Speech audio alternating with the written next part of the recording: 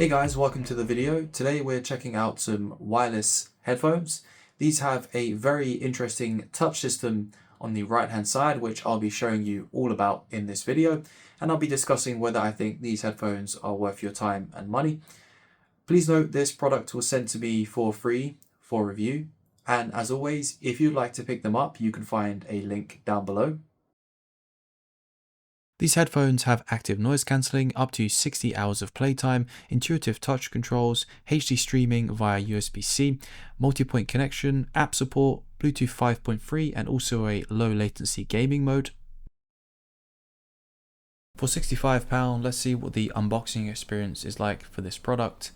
I'm pleased to see that it does come with a carry pouch, which I've seen quite a lot of headphones doing these days, which makes the product feel a little bit more premium and just keeps them protected if you're traveling with them as well. This does come with a user manual and is a pretty good one as well. Goes through all of the settings and options and will get you up and running pretty quickly. The case itself does feel pretty nice, and my first impressions of the headphones was pretty good. They felt lightweight, but not so light that they felt cheap. I have had some headphones before that do feel really light in the hand, and it can give them a little bit of a cheaper feel. And on the top here we have a little pouch which has our USB to USB-C cable. This can be used for charging and also high quality audio as well, so you can plug this into your smartphone or PC. And you also have a dedicated 3.5mm audio jack as well. Okay, let's take a look at the design of these.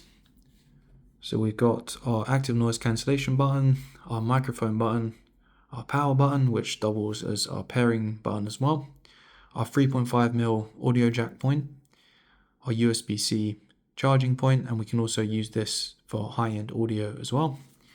These do fold, both ways fold, and you can also turn them inwards, which is really nice. If you want to have them on you, it makes them more comfortable to wear. Also got adjustable headband and some soft cushioning at the top.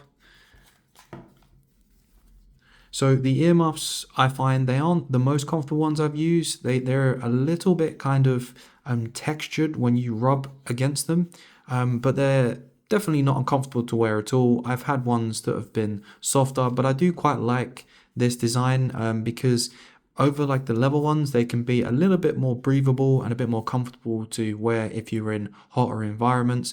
But the downside to that is you might not get as good as a seal with this style of earmuff.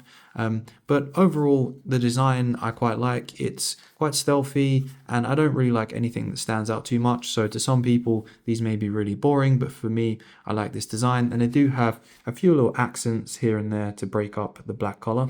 They do feel lightweight. I've had some headphones that feel so lightweight they almost feel a bit cheap.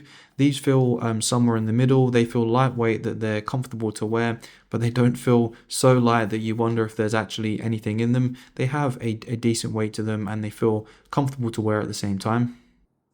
Okay, let's check out the app and see if it's any good. Let's add the headphones.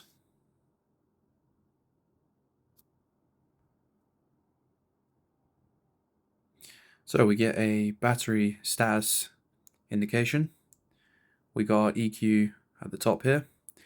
The graphics are very cool. Probably one of the better ones I've seen for an app.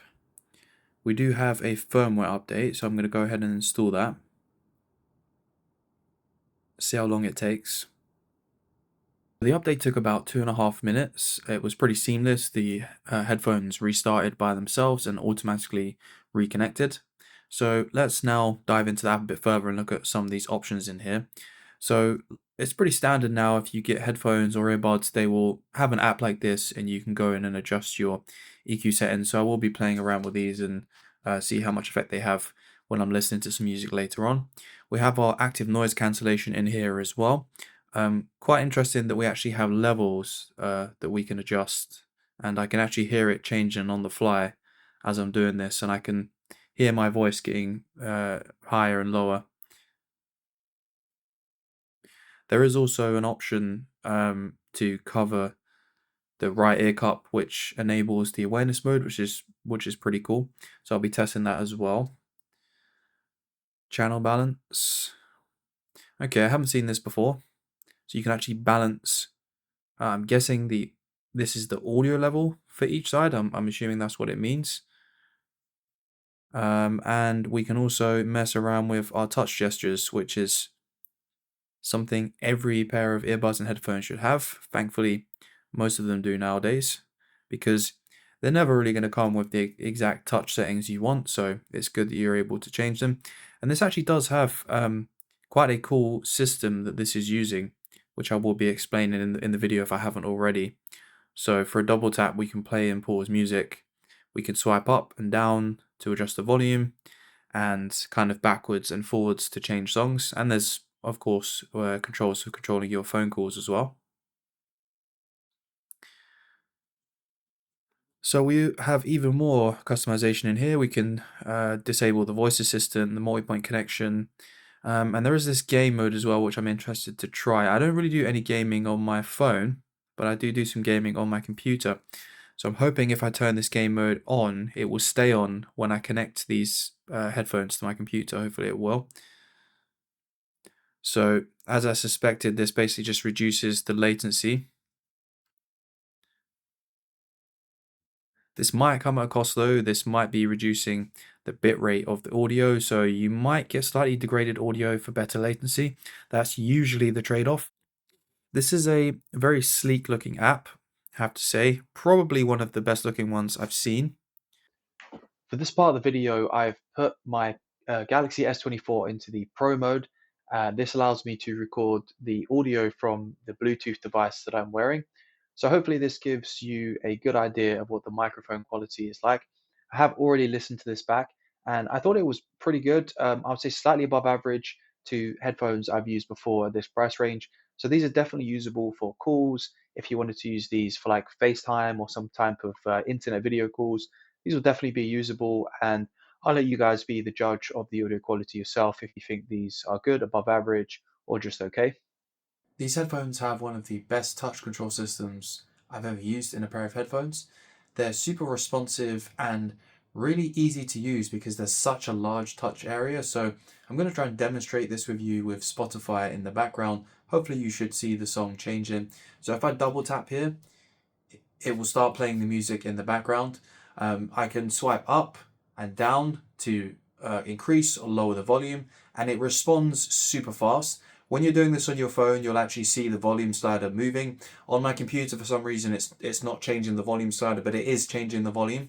So I can go up higher really quickly, and I can also swipe down a bunch of times, and it changes the volume super fast. I can then swipe forwards to change to the next track. And this basically happens instantly. And because there's such a large area, now it's not working. Now I'm trying to demonstrate it's not working. Okay, that time it worked.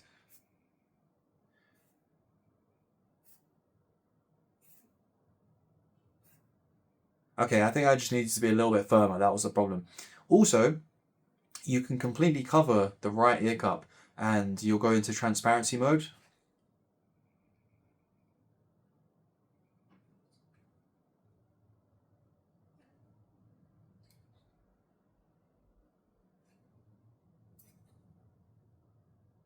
So yeah, I think you have to be a little bit firm sometimes for it to register what you're doing.